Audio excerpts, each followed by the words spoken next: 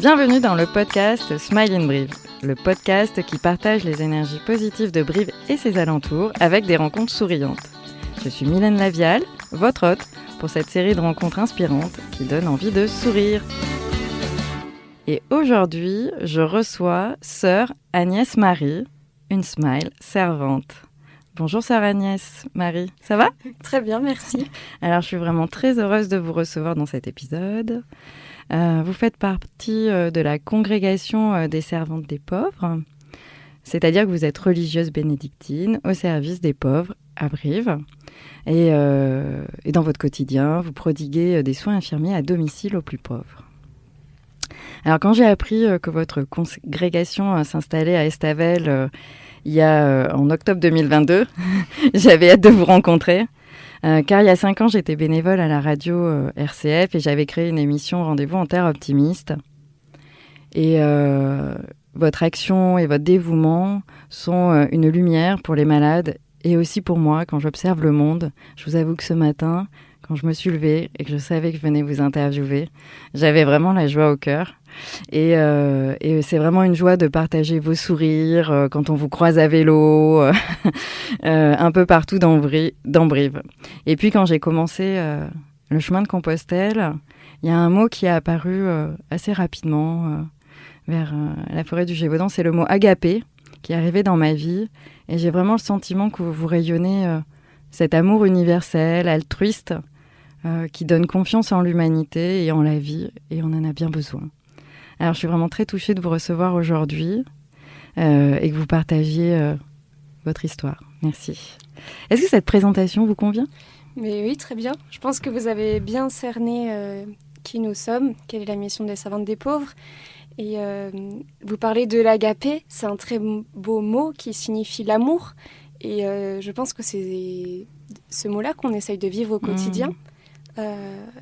On vit un seul et même amour au service de Dieu et des pauvres. C'est beau.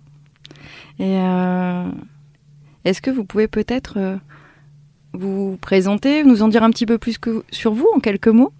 Oui, donc je suis entrée chez les servantes des pauvres il y a bientôt 6 ans, à Angers. Notre maison mère est à Angers, donc c'est là que j'ai fait mon noviciat. Et avant cela, j'ai fait une licence de lettres et sciences politiques à Angers, suivie d'1 an de master en communication. Je viens autrement de la région parisienne, c'est là que j'ai grandi, entourée d'une famille très aimante et qui m'a transmis la foi. Voilà, en quelques mots. C'est chouette. On est ravis, en tout cas, merci d'être venu aujourd'hui partager et nous éclairer aussi sur votre mission et votre foi. Qu'est-ce qui vous a conduit à peut-être, en quelques mots, à rentrer dans cette vie religieuse ? Eh bien, j'ai eu un premier appel à la vie religieuse dans ma toute petite enfance, en fait.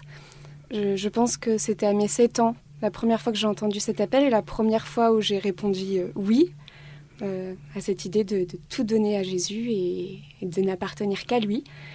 Et cette certitude que je serais sœur ne m'a pas quittée en fait, de mes 7 ans jusqu'à mes 14 ans. Et à l'adolescence, j'ai eu d'autres projets qui partaient un peu dans tous les sens d'ailleurs. Et quand j'ai commencé mes études à Angers, donc à mes 18 ans, l'appel est revenu. Le Christ s'est représenté à moi et il m'a conduite à me tourner vers les plus pauvres. Et c'est ainsi que je me suis engagée comme bénévole pendant 1 an dans une colocation Lazare. Donc en fait, c'est une association qui fait des colocs avec des SDF qui deviennent du coup plus SDF, qui sont en coloc, et des jeunes volontaires qui sont étudiants ou jeunes professionnels. Donc j'ai donné 1 an pour vivre ces colocations Lazare en parallèle de mon master de communication. Et bon, c'était une expérience un peu décapante et merveilleuse. Et il s'avère que les servantes des pauvres habitaient dans le quartier. Et donc je les croisais à vélo. Oui. Et donc voilà, le Seigneur m'a fait signe. Je suis allée frapper. Alors voilà. Et je suis rentrée pour ma plus grande joie. D'accord. Et c'est vrai que ça se lit sur votre visage quand on vous regarde. On voit vraiment que c'est la joie et la paix qui vous animent et vous rayonnez. Alors peut-être que pour ceux qui connaissent pas, qui sont les servantes des pauvres? Votre mission en fait, c'est un centre de soins. Alors, les servantes des pauvres, nous sommes religieuses bénédictines, apostoliques. Ça veut dire bénédictines, nous suivons la règle de Saint Benoît. Et donc notre vie est centrée autour de la prière. Et en même temps, on est au service des malades pauvres. Donc chaque jour, on va au domicile des malades dans la précarité pour leur donner des soins infirmiers ou... on va leur donner des soins infirmiers et aussi tous les à côté. Oui, c'est quoi les autres soins qu'il peut y avoir? Par exemple, on va pouvoir faire du ménage chez les personnes, on va pouvoir leur préparer des plats, les aider à manger si besoin. Et puis il y a tous les soins en fait qui sont par exemple les soins d'hygiène, de l'aide à l'habillage, qui ne sont pas des soins techniques. Il n'y a pas forcément nécessité d'avoir un diplôme d'infirmière pour faire ces soins-là. Et pour autant, ils sont nécessaires ils sont pour les importants. personnes. Oui, c'est très important. Ouais. Donc, toute sœur servante des pauvres est soignante, mais pas forcément diplômée. En revanche, dans chaque maison de servante des pauvres, il y a toujours une infirmière pour dispenser les soins techniques, les injections, les préparations de piluliers, tout ce qui est technique, les pansements, etc. Et vous d'ailleurs, vous êtes, je crois que vous m'avez dit que vous êtes du coup dans ce parcours pour devenir infirmière. Voilà, je ne suis pas encore diplômée, mais c'est en bonne voie. Je commence ma 3e année à l'école d'infirmière à l'IFSI de Brive. Voilà. Ah, très bien. Combien vous êtes dans votre congrégation à Brive?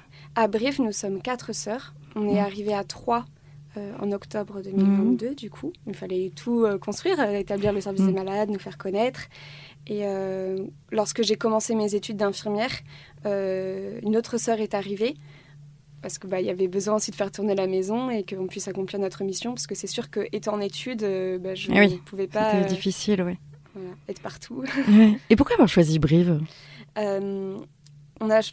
C'est pas moi qui ai choisi Brive, j'ai été envoyée là. Et donc, les servantes des pauvres sont arrivées parce que l'évêque de Tulle, à l'époque Monseigneur Bestion, a appelé les sœurs. En fait, il n'y avait plus de présence religieuse féminine à Brive. D'accord. Il y a toujours les frères de Saint-Antoine, les frères franciscains, mais il n'y avait plus de présence religieuse. Donc c'était un manque, il y avait besoin de femmes aussi. Ouais, tout à fait. Et puis il y avait ce souci dans le diocèse de servir les plus pauvres, ce qu'on appelle la diaconie, d'être au service des plus démunis. Et donc en fait ce sont les prêtres de Saint-Martin qui nous connaissent bien, qui ont soufflé à l'oreille de Monseigneur d'appeler les servantes des pauvres. Voilà. Et c'était un discernement pour les mères conseillères de voir si oui ou non il fallait qu'on vienne à Brive, parce que c'est toujours c'est des effectifs, c'est comment dire, c'est un choix, oui. Et puis il faut une certaine audace, donc il y avait besoin d'un discernement. Et en fait quand elles ont vu la maison qui était proposée pour les sœurs, donc à Estavel, et l'école d'infirmière à 2 pas, vraiment il suffit juste de traverser la rue, elles se sont dit c'est peut-être un clin d'yeux. Voilà. Ah, un clin d'yeux. Oui. Ah, c'est joli comme expression. Oui, j'aime bien. D'accord. Et donc, vous êtes arrivée en octobre 2022. Voilà, je venais juste de prononcer mes premiers vœux, en fait. Comment vous vous sentez à Brive? Super, on a été bien accueillis.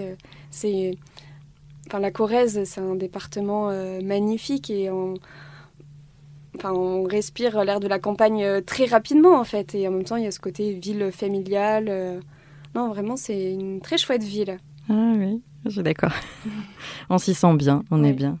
Et donc l'accueil par les habitants, par la paroisse, par les associations, vous avez tissé des liens au niveau local aussi, peut-être? Oui, on a été vraiment très bien accueillis. C'était incroyable, vraiment. On est pleine de reconnaissance pour l'accueil qu'on a reçu de la paroisse. Et puis on a tissé des beaux liens de nature différente, en fait, en fonction des lieux où nous étions appelés. Je dirais avec la paroisse, il des liens presque... Ouais, c'est une famille, en fait. C'est la grande famille de l'Église. Et avec les prêtres, on a des liens très fraternels et aussi avec les paroissiens. On a tissé des liens, bien sûr, avec les personnes que nous soignons. Là, c'est un lien qui est tout particulier, un lien de soins, mais un lien presque, je dirais, maternel, en fait. Voilà. De douceur et de... Voilà, ouais. Et puis, le fait d'y aller chaque jour... vous allez les voir tous les jours, vos patients? Ça dépend ceux qui ont besoin de soins quotidiens, ou il y en a certains, c'est hebdomadaire, mais enfin voilà, sur le temps, en fait, ça fait déjà du coup 3 ans, on voit déjà des évolutions, et c'est plutôt les personnes qui viennent au centre de soins, c'est-à-dire que n'importe qui peut aller au centre de soins, ou c'est plutôt sur une proposition Alors, c'est nous qui allons à domicile plutôt. D'accord. Mais les personnes, pour avoir le soin, ah oui. Comment elles vous rencontrent? Les personnes nous sont adressées par les services sociaux, par l'hôpital. Ah, d'accord. On est pas mal en lien avec l'équipe mobile précarité de l'hôpital qui peut nous adresser des personnes. Après, il y a aussi le bouche à oreille qui peut jouer. Dernièrement, il y en a une dame qui nous a été adressée par le Secours catholique. D'accord. Parfois, ça a été aussi des pharmacies. Enfin voilà, c'est tout un réseau en fait qui se construit. Il y a un beau réseau d'entraide et de partage. Il y a un beau réseau. Après, je pense qu'il demande encore à s'étoffer, parce que 3 ans, c'est petit, et voilà, et que notre mission soit bien cernée, parce qu'on est infirmière, mais vraiment au service des plus pauvres.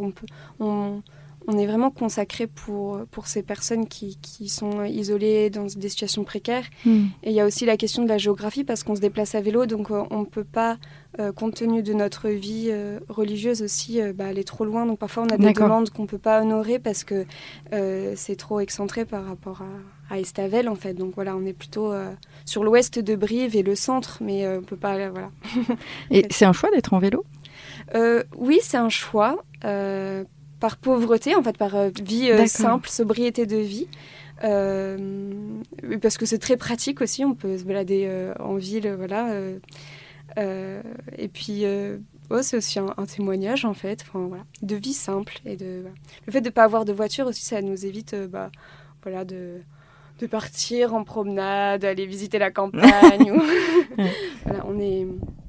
Voilà, on reste disponible pour notre mission première. Ouais, ce que j'entends, c'est vraiment être complètement disponible, enlever tout ce qui pourrait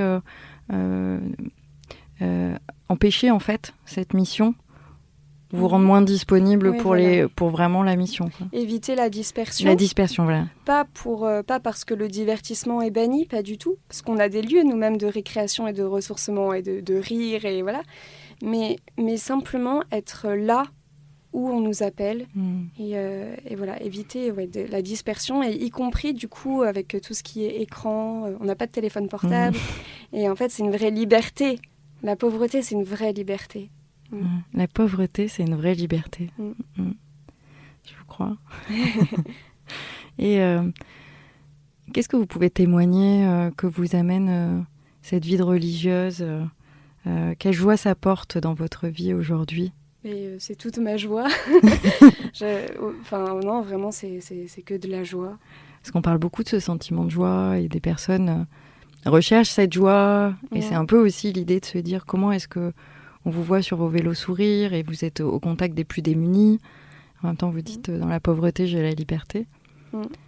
Et donc, il y aurait cette quête de savoir d'où vient cette joie. Je pense qu'elle nous vient du Christ, du Seigneur qui nous a appelés, et de cette certitude aussi d'être à notre place. Et puis elle nous vient des pauvres en fait que nous soignons, et qui, en fait, il y a plus de joie à donner qu'à recevoir. Et on ne fait pas ça pour être joyeuse, mais ça vient en surcroît, en fait. C'est le cadeau. Oui, c'est le cadeau. Ça veut dire qu'on le fait gratuitement par amour pour ces personnes, et sans attendre rien en retour, parce qu'on n'a pas une logique lucrative, en fait. On le fait simplement parce que c'est notre place, et que ces pauvres-là ont droit au meilleur. Et en fait, ça rend heureux. Voilà. Ça rend heureux. Ouais, le partage, l'entraide et l'amour. L'amour gratuit, le fait de ne pas attendre quelque chose en retour. Je pense que ça, c'est vraiment... C'est précieux, mais je pense que tout le monde peut le vivre, ça, dans sa vie. Oui. Quand on offre un cadeau, mais il n'y a pas forcément de raison, juste gratuitement, quand on fait un petit geste gratuit, on est heureux, on n'attendait rien en retour, mais on reçoit cette joie en retour comme un surplus, voilà. Oui. Mais en fait, se donner, le fait d'aimer, c'est ça qui donne la vraie joie. Le fait d'aimer, c'est ça qui donne la vraie joie. Oui. C'est beau. Merci pour ce partage. Est-ce que vous avez des rêves ou des espérances à venir par rapport à votre congrégation ?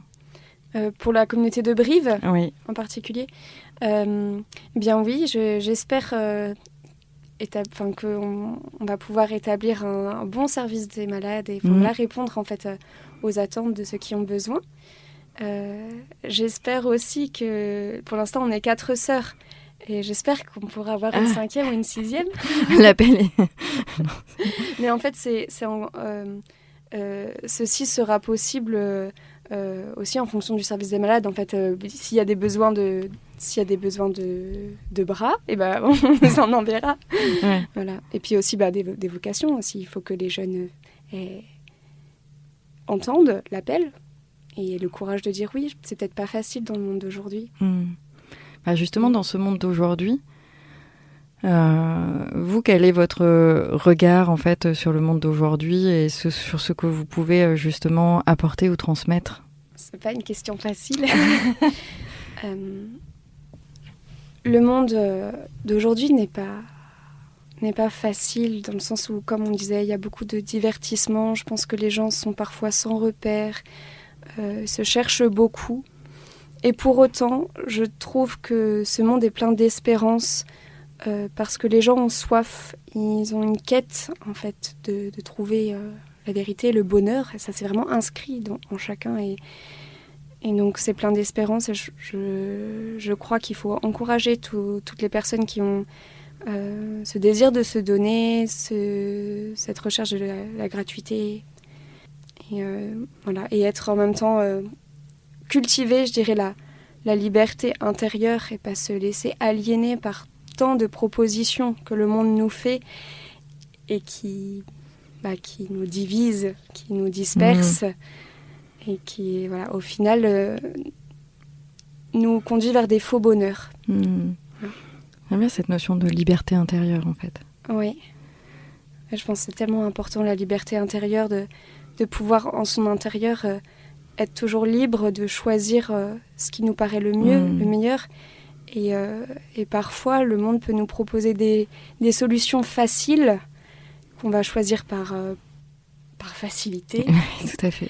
Alors qu'on n'est pas seulement fait pour des petites collines, mais on est fait pour des monts de bonheur, des montagnes. Et il ne faut pas avoir peur de les gravir. C'est beau. Ça me fait penser surtout à deux notions, la notion d'effort en fait, et que finalement c'est aussi important de se dire qu'il y a peut-être un petit effort. Quand je pensais à Compostelle, le chemin il est merveilleux, mais en même temps de manière très réaliste il est très dur en fait. Mais pour atteindre notre objectif de Compostelle, cet effort il est nécessaire et c'est important de redire qu'effectivement il faut passer au-delà de toutes les propositions qui sont séduisantes peut-être à court terme, rapidement et que cet effort-là va vraiment nous amener vers, comme vous dites, des monts, des monts de joie, des monts de joie, et la notion de discernement aussi, ce que vous disiez dans le choix. Oui, parce qu'en fait, dans la liberté, il y a différents... On est au quotidien, on est confronté à plein de choix. Et il faut savoir faire une hiérarchie, en fait. Se dire, est-ce que je renonce pas à ce petit bonheur, ce petit plaisir, parce que en fait, j'ai choisi cette grande joie. Et ça, la vie religieuse nous l'enseigne, justement. Elle nous apprend à choisir le bon, le vrai, le beau, le bien. Le bon, le vrai, le beau, le bien. En fait, Jésus... C'est Jésus qui nous enseigne la voie et qui nous permet de ne pas renoncer à nos rêves, de ne pas renoncer à nos bonheurs, parce que lui veut notre vrai bonheur. Il dit je suis venu pour que vous ayez la joie et qu'elle soit parfaite. C'est pas seulement une petite joie, c'est une joie parfaite. Et on est fait pour ça et c'est incroyable. C'est tellement dommage d'y renoncer parce qu'on préfère notre canapé et la petite série. On avait la même idée quand on pensait au plaisir. Je pensais exactement. Je vais pas citer de nom. Ouais. Tout à fait. Merci beaucoup pour ce partage et pour ces mots qui sont vraiment au cœur et qui nourrissent une espérance et une joie, enfin, de les entendre. Je ne sais pas pour vous auditeurs, mais moi, ça m'a beaucoup touchée. Merci. Les sourires sont contagieux. Et est-ce que vous auriez d'ailleurs quelques conseils pour rester motivé, inspiré, que vous pourriez donner à nos auditeurs là ? Eh bien, je donnerais le conseil de vivre le jour d'aujourd'hui, de vivre ce temps présent, de cultiver dans ce présent aussi des temps de silence, justement, pour se raccrocher à son intérieur et chercher Dieu dans ce silence, c'est là qu'il habite. Et puis de se donner, en fait, de ne pas hésiter, de se donner. De donner, c'est tellement beau. J'avais partagé un poème de Simone Veil qui disait « Il restera de nous ce que l'on aura donné ». Et Mère Teresa disait « Tout ce qui n'est pas donné est perdu ». Oui, c'est vrai. Et c'est tellement beau. Merci. Je me demande, mais je crois que je ne vous ai pas demandé quelle est l'histoire de votre congrégation. Est-ce que vous pouvez quand même nous la raconter un peu ? Oui, alors en fait, on a 150 ans. On a été fondé au 19e siècle par un moine bénédictin de Solesmes qui avait son père habitait Angers. En fait, son père, en mourant, a laissé une maison. Et du coup, Don Camille le Duc, notre fondateur, a voulu laisser cette maison pour une œuvre de charité. Il y a eu plusieurs idées, mais en fait, les sœurs franciscaines qui étaient à Cholet sont venues habiter cette maison pour soigner les malades pauvres. Et c'était une condition essentielle dont le duc, que ce soit vraiment un soin gratuit et exclusif des pauvres. Et de fil en aiguille, en fait, ces sœurs ont reçu la règle bénédictine parce que c'était celle que Don Camille le Duc suivait et pouvait leur transmettre. D'accord. Donc vous avez 150 ans et vous êtes présente partout en France ? Nous sommes présentes à Angers, où est notre maison mère. Nous sommes à Paris, à Brest. Nous sommes près de Lyon, à Mézieux, à Solesmes, à Paris, je sais plus où j'ai dit. Et nous sommes en Belgique, à Jemap, et puis ensuite au Congo et au Sénégal. Qui représente à peu près combien de sœurs ? Une centaine de sœurs. Une centaine de sœurs. Donc on reste une petite congrégation, mais bien vivante et belle. Et belle. Très bien. Merci beaucoup. On arrive sur la fin du podcast et les questions traditionnelles. Est-ce que vous avez un souvenir drôle, enfin inoubliable à Brive, une anecdote qui vous a fait sourire et que vous aimeriez nous partager ? Oui. C'était la première année de la fondation. On avait été appelés pour soigner, en fait pour une prise de sang dans un camp aux alentours de Brive. Et donc en fait on s'était retrouvés dans une caravane pour la prise de sang. Et là on s'aperçoit qu'on avait oublié le garrot. Et en fait on a fait avec ce qu'on avait sous la main. C'était qu'un élastique en fait de culotte. Et donc on a fait la prise de sang comme ça. Et donc ça c'est cocasse. Ouais. Merci, c'est vrai.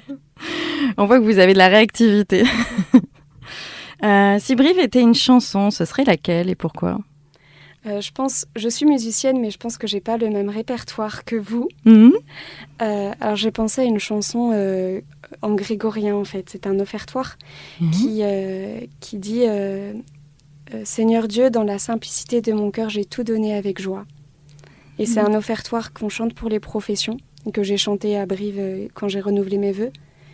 Et voilà, que j'aime beaucoup. Ah, ça donne envie de l'écouter. Merci. Quel est votre endroit préféré à Brive pour vous ressourcer ? Les grottes de Saint-Antoine. Ouais. Quel endroit magnifique. Est-ce que vous avez un rituel pour commencer la journée avec le sourire ? Oui. En fait, tous les matins, on se réveille en disant « Benedicamus Domino ». Donc, c'est la sœur qui réveille les autres en disant « Benedicamus Domino ». Ça veut dire « Bénissez le Seigneur ». Et on répond « Deo gratias », c'est-à-dire nous rendons grâce à Dieu. Et donc bon, ça, dès le matin, notre première parole est une parole de louange. Et voilà. Et ensuite, on se lève et on se retrouve auprès du maître de la maison à l'oratoire pour la prière. Et enfin voilà, on on prend le jour. Voilà. Ouais. Ah, vous prenez le jour. On prend le jour avec le Seigneur. Ah, c'est une bonne expression, je prends le jour, quoi, dès le matin. C'est intéressant effectivement d'avoir une phrase qui vous met comme ça dans un état d'esprit, dans une disposition joyeuse en fait. Oui. Vous avez une astuce pour faire sourire les gens autour de vous? Alors vous la voyez pas les auditeurs, mais je peux vous dire que vous avez un sourire et les yeux qui brillent, c'est tellement beau que je pense que ça fait sourire déjà les gens autour de vous. Mais est-ce que vous avez une astuce? Non, mais ce que j'allais dire, c'est le sourire en fait. Le sourire appelle le sourire. Je n'ai pas d'astuce particulière. C'est un cadeau. Enfin, c'est déjà un beau cadeau aussi. Pour terminer, imaginez, on vous propose à vous, à votre congrégation, d'avoir une campagne d'affichage dans Brive pour vous, pour les servantes des pauvres. Et vous pourriez afficher un message sur les bus, dans les abribus. Quel serait ce message que vous auriez envie d'inscrire? Vivement aujourd'hui, car c'est là que Dieu est. Vivement aujourd'hui, car c'est là que Dieu est. Parfait. Merci beaucoup. Merci à vous. Merci vraiment pour votre témoignage, votre partage et tout ce que vous faites avec votre communauté aussi à Brive pour les plus démunis et pour les pauvres. C'est tellement important. Je vous souhaite une très belle journée, le meilleur. Merci. Merci à vous. Merci. Bonne journée. Au revoir. Merci d'avoir écouté Smile in Brive et n'oubliez pas de vous abonner à ce podcast pour être prévenu de l'arrivée des prochains épisodes et retrouver le sourire. Vous pouvez aussi me suivre sur Facebook, Instagram, YouTube en tapant Smile in Brive. Votre soutien est précieux pour ce lancement, alors n'hésitez pas à partager autour de vous et sur les réseaux. Merci, à très vite.